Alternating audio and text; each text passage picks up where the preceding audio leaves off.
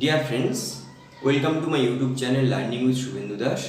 এই চ্যানেলে তোমরা দেখতে পাবে ক্লাস 11, ক্লাস 12, ইংরেজি অনার্স, ইংরেজি পাশের, ইংরেজি সমস্ত কিছু ডিসকাশন এবং গ্রামার রাইটিং স্কিলের পার্টগুলো তোমরা দেখতে পাবে। এছাড়াও কম্পিটিটিভ এক্সামের যে সমস্ত গ্রামার আছে তোমরা আমার এই চ্যানেল থেকে কিছু কিছু করে দেখতে পাবে। ওকে, এই ভিডিওতে আমি এখন আলোচনা করব ইংরেজি অনার্সের ফার্স্ট সেমিস্টারের হিস্ট্রি অফ লিটারেচার থেকে একটা টপিক, যেটা হচ্ছে ওল্ড ইংলিশ প্রোজ। আমরা ওল্ড ইংলিশ প্রোজ কি জানবো, ঠিক আছে? What is old English prose? না, if you see the phrase old English prose, যদি তোমরা এই ফ্রেজটাকে দেখো, you see here are the two parts. First part is old English and next part is prose. What is old English? Old English কি? In English literature, ইংরেজি সাহিত্যে there are 8 periods. সেখানে মোট 8টা পিরিয়ড আছে। Old English period, middle English period, renaissance period, এইরকম হচ্ছে period আছে। তার মধ্যে হচ্ছে ওল্ড ইংলিশ পিরিয়ডটা হচ্ছে প্রথম পিরিয়ড। এর সময়কালটা হচ্ছে 450 থেকে 1066। ঠিক আছে? যদি বলা হয়েছে আমরা তাহলে কোন এজে আছি, না আমরা হচ্ছে post modern age. Post modern এজে আমরা আছি। এটা শুরু হয়েছিল 1939 সাল থেকে প্রেজেন্ট, অর্থাৎ এই এজটা হচ্ছে এখনো চলছে, রানিং আছে। ওকে, প্রোজটা কি? আমরা তো ওল্ড ইংলিশটা জানলাম। প্রোজ কি? What is pros? যেটাকে আমরা গদ্যাংশ বলি। 11-12 আমরা পড়ে এসেছি যে সেখানে ইংরেজির টেক্সট বই যদি তোমরা প্রথমেই খোলো, যে লেখা আছে পোয়েট্রি প্রোজ। পোয়েট্রি কথার অর্থ হচ্ছে কবিতা, প্রোজ কথার অর্থ হচ্ছে গদ্যাংশ। ওকে, সেই হচ্ছে গদ্যাংশ। So old English prose refers to the prose that was written in old English period, বা that was written in 450 to 1066, অর্থাৎ ওল্ড ইংলিশ পিরিয়ডের মধ্যেই যে প্রোজগুলো লেখা হয়েছিল সেগুলি হচ্ছে ওল্ড ইংলিশ প্রোজ। ঠিক আছে, এবার দেখো এই টপিকের ওপর কোন বিষয়গুলো আমরা আলোচনা করব সেটা আমাদের জানতে হবে। প্রথম যেটা আমরা আলোচনা করব সেটা হচ্ছে ফিচার্স, অর্থাৎ বৈশিষ্ট্য। ওল্ড ইংলিশ প্রোজের কিছু বৈশিষ্ট্য ছিল, সেগুলো আমরা জানবো। প্রোজ রাইটার্স, অর্থাৎ মেন যারা প্রোজ রাইটার্স কারা ছিল, লেখক কারা ছিলেন, তাদেরকে জানবো। অ্যান্ড দেয়ার ওয়ার্কস, এবং তারা যে সমস্ত বইগুলো লিখেছিলেন বা যে গল্পগুলো লিখেছিলেন সেগুলোর সম্বন্ধে একটু জানবো।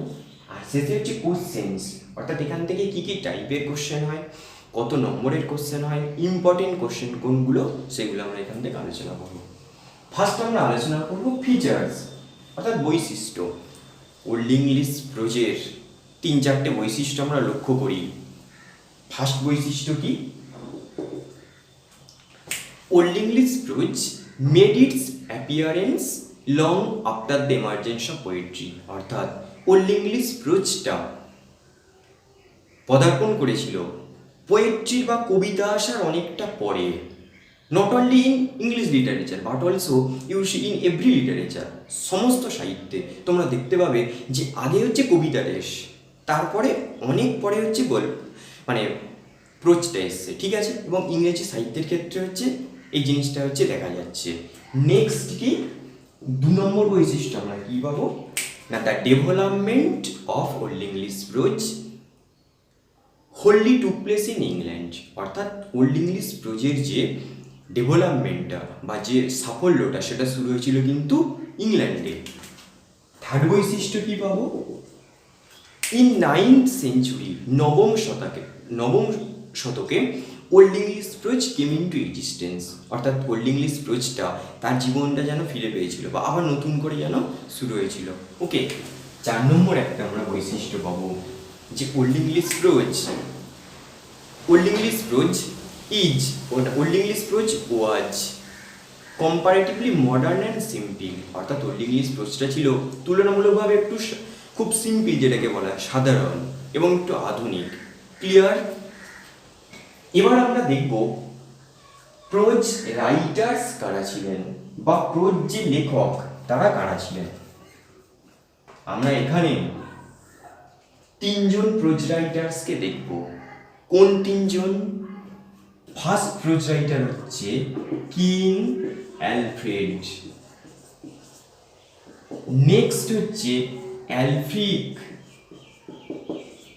আর থার্ড হচ্ছে উলফস্টান। এই তিনজন হচ্ছে মেন প্রোজ রাইটার্সকে আমরা পাচ্ছি। কিং অ্যালফ্রেড হচ্ছে মেন, অর্থাৎ এনাকে বলা হয় the father of English pros, অর্থাৎ ইংরেজি গদ্য সাহিত্যের জনক বলা হয় এনাকে। তারপর হচ্ছে অ্যালফ্রিক, নেক্সট হচ্ছে উলফস্টান, এই তিনজন। আচ্ছা, এইগুলো এটাকে বিস্তারিত জানার আগে বা তারা যে কোন প্রোজগুলো লিখেছিলেন বা কোন গল্পগুলো লিখেছিলেন এগুলো জানার আগে আমরা একটু কোশ্চেন নিয়ে একটু আলোচনা করি, আশা করি তোমাদের বুঝতে একটু সুবিধা হবে। আচ্ছা, এখান থেকে একটা 10 নম্বরের কোশ্চেন আসে, একটা 5 নম্বরের কোশ্চেন আসে অল্টারনেটিভ হিসাবে। আমি প্রথমে 10 নম্বরের কোশ্চেনটা বলছি। 10 নম্বরের কোশ্চেন আসে কি না, write an essay about old English by Anglo Saxon prose, অর্থাৎ ওল্ড ইংলিশ প্রোজ নিয়ে একটা রচনা লেখো। 10 নম্বর। একটা 10 নম্বরের নোটে সাধারণত 5টা প্যারাগ্রাফ লেখা হয়। মেনলি তোমাকে লিখতে হবে কিন্তু কিং অ্যালফ্রেডকে নিয়ে বেশিরভাগ প্যারাগ্রাফ লিখতে হবে, কারণ ইনি হচ্ছে মেন। তারপরে এনাদের দুজনকে নিয়ে কম কম লিখলে হবে, 2টো প্যারাগ্রাফ বা একটা প্যারাগ্রাফের মধ্যে লিখে দিতে হবে। ওকে, নেক্সট 5 নম্বরে শর্ট নোটস আসে। তোমাকে শর্ট নোটস হিসাবে কী কী কোশ্চেন এখান থেকে হতে পারে, 2-3টে কোশ্চেন হতে পারে। 1 নম্বর হচ্ছে ধরো বললো right a short note on Anglo Saxon pros, বা অ্যাংলো স্যাক্সন প্রোজ নিয়ে তোমরা একটা রচনা লেখো, বা অ্যাংলো স্যাক্সন ক্রনিকালের এখানে একটা গুরুত্ব আছে, সেটা তোমরা পরে জানতে পারবে। ওকে, নেক্সট কোশ্চেন আসে যে write a short note on Alfred, অর্থাৎ অ্যালফ্রেডকে নিয়ে একটা শর্ট নোট লেখো, বা write a short note on Aelfric, বা অ্যালফ্রিককে নিয়ে একটা শর্ট নোট লেখো, বা write a short note on Wulfstan, বা উলফস্টানকে নিয়ে একটা শর্ট নোট লেখো। সবচেয়ে বেশি ইম্পর্টেন্ট হচ্ছে অ্যালফ্রেড, তারপরে একটু বেশি ইম্পর্টেন্ট হচ্ছে অ্যালফ্রিক। এই জিনিসগুলোকে নিয়ে হচ্ছে আলোচনা। ক্লিয়ার? এখন আমরা এই তিনজন যে main prose writer, King Alfred, Aelfric, Wulfstan, এদেরকে নিয়ে হচ্ছে এখন আমরা আলোচনা করি। ফার্স্ট আমি আলোচনা করব কিং অ্যালফ্রেডকে নিয়ে। হু ওয়াজ কিং অ্যালফ্রেড? না, king Alfred was the pioneer of English pros, অর্থাৎ কিং অ্যালফ্রেড ছিলেন ওল্ড ইংলিশ প্রোজের একজন পথপ্রদর্শক। পথপ্রদর্শক বলতে কি, যে হচ্ছে পথ দেখিয়ে এগিয়ে নিয়ে যায় তাকে পথপ্রদর্শক বলা হয়।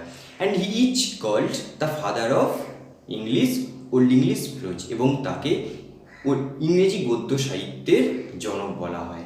কেন না, আমরা দেখব যে ইন 871 খ্রিস্টাব্দে he became the king of Wessex, WESSEX। 871 সালে তিনি ওয়েসেক্সের রাজা হয়ে আসেন। ওয়েসেক্স কি না, ইংল্যান্ডের একটা কিংডম বা ইংল্যান্ডের একটা রাজা হয়ে আসেন। যখন তিনি রাজা হয়ে আসেন, England was in miserable condition, in deplorable condition, মানে খুব একটা ভয়ানক পরিস্থিতির মধ্যে ছিল। কেন না, ওই সময় ইংল্যান্ডে আক্রমণ করে ডেনিসরা আক্রমণ করে। ডেনমার্কের অধিবাসীদের আমরা ডেন্স বলি। এবং যখন ওই ডেন্সরা ইংল্যান্ড আক্রমণ করে, তারা ইংল্যান্ডের বিভিন্ন গ্রন্থাগারকে ভেঙে চুরে ছাই করে দিয়েছিল, প্রত্যেকটা বই হচ্ছে পুড়িয়ে দিয়েছিল তারা, এবং সন্ন্যাসীদের যে মঠগুলো ছিল সেইগুলো হচ্ছে সব তারা ভেঙে দিয়ে চলে যায়।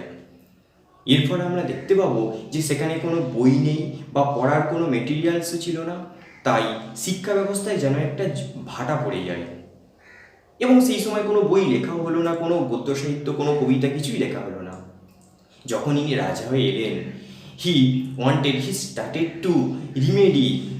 Started to repair the miserable condition of the learning, অর্থাৎ তিনি শিক্ষা ব্যবস্থাটাকে নতুন করে রিপেয়ার করার চেষ্টা করলেন। তিনি কি করলেন না, তিনি বিভিন্ন লেখকদের বইগুলোকে সংগ্রহ করলেন, কিন্তু দেখলেন সেগুলো সব ল্যাটিন ভাষাতে লেখা। তিনি তো ল্যাটিন ভাষা জানেন না।